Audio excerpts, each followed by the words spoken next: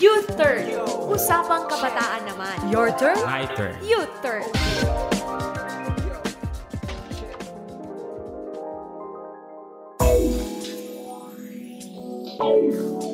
Hi kaibigan! Kumusta ka na? Minsan ba sumagi sa isip mo kung bakit may mga pagkakamali kang paulit-ulit? Yung pare-pareho at yun ang nai-encounter mong problema at di mo maiwasang magtanong, bakit? Pero friend, alam mo ba, maraming natututunan mula sa pagkakamali? Madalas nga, ito pa ang tinuturing na pinakamabisang teacher, 'di ba?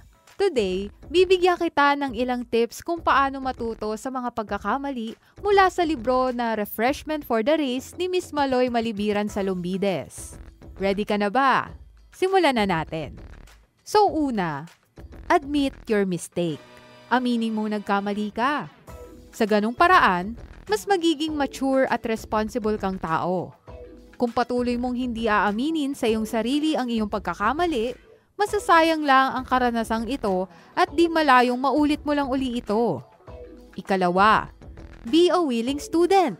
Matututo lamang ang isang tao kung siya ay may willing heart to learn. Sa bawat pagharap sa problema, ugaliing itanong sa sarili, ano kayang matututunan ko dito? Ikatlo, come up with a new game plan. Makikita ang pagkatuto ng isang tao sa isang pagkakamali kung siya ay nagbago dahil dito. At dahil alam mo na, gagawa ka na ng paraan next time upang hindi na ito maulit muli.